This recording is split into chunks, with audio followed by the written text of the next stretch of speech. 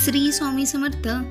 महाशिवरात्रीला शिवलिंगावर अर्पण करा या 5 गोष्टी, महादेव होतील प्रसन्न। महाशिवरात्री 2025 कधी आहे, महाशिवरात्रीची पूजाविधी कशी करावी, महाशिवरात्रीचे महत्त्व काय, ते आपण सर्व काही या व्हिडिओमध्ये जाणून घेणार आहोत। म्हणून हा व्हिडिओ शेवटपर्यंत बघा। चॅनलवर नवीन आला असाल तर चॅनलला सबस्क्राइब करून घ्या। महाशिवरात्री 2025 कधी आहे? यंदा महाशिवरात्रीचे व्रत माघ महिन्यातील कृष्ण पक्षातील त्रयोदशी तिथीला असणार आहे। बुधवारी 26 फेब्रुवारीला महाशिवरात्रीचे व्रत करण्यात येईल। ही तिथी 25 फेब्रुवारीच्या मध्यरात्रीपासून सुरू होईल। महाशिवरात्रीची पूजाविधी कशी करावी?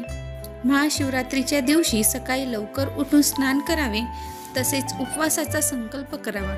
या दिवशी सकाळ आणि संध्याकाळ भगवान शिव आणि देवी पार्वतीची पूजा करावी, त्यांना नवीन वस्त्र अर्पण करावे। महाशिवरात्रीला विवाहित महिलांनी देवी पार्वतीला शृंगाराचे सर्व सामान अर्पण करावे। महाशिवरात्री निमित्त शंकराला बेलपत्र, भांग, धतुरा अर्पण करावा। तसेच या दिवशी शिव परिवाराला म्हणजेच भगवान गणेश, भगवान कार्तिकेय, भगवान शिव, देवी पार्वती आणि नंदी महाराज यांना वस्त्र अर्पण करा।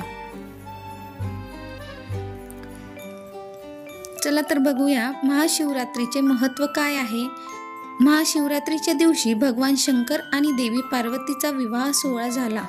प्रत्येक महिन्यात येणारी त्रयोदशी तिथी ही शिवरात्री म्हणून ओळखली जाते।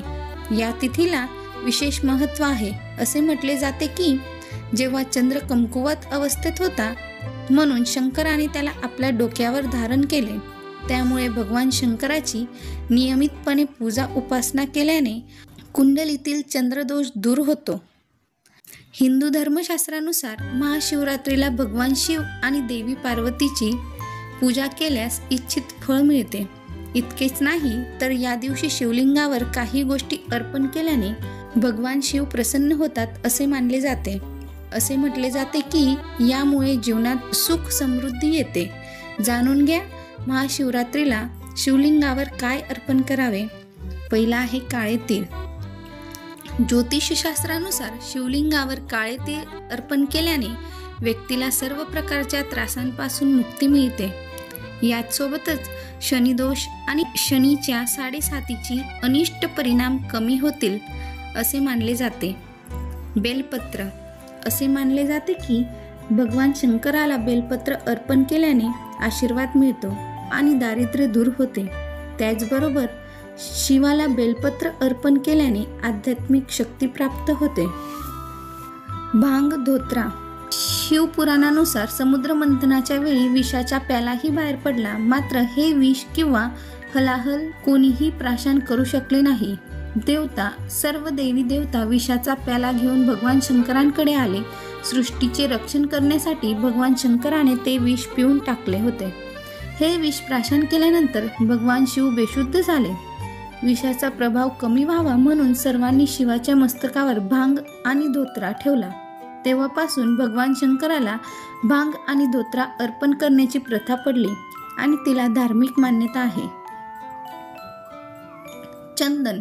महाशिवरात्रीला भगवान शंकराला चंदन अर्पण करणे अत्यंत शुभ मानले जाते। असे केल्याने भगवान शिव प्रसन्न होतात आणि सुख समृद्धीचा आशीर्वाद देतात असे मानले जाते। दूध आणि गंगाजल। महाशिवरात्रीच्या दिवशी भगवान शंकराला दूध आणि पाण्याने अभिषेक करावा। असे केल्याने महादेव प्रसन्न होतात आणि जीवनातील समस्यांपासून मुक्ती मिळतात। इतकेच नाही तर भगवान शंकर आपले संकटांपासून संरक्षण करतात असे मानले जाते। Thank you for watching this video. असेच काही नवनवीन व्हिडिओ बघण्यासाठी चॅनलला लाईक, शेअर अँड सबस्क्राईब करून ठेवा। Thank you for watching this video.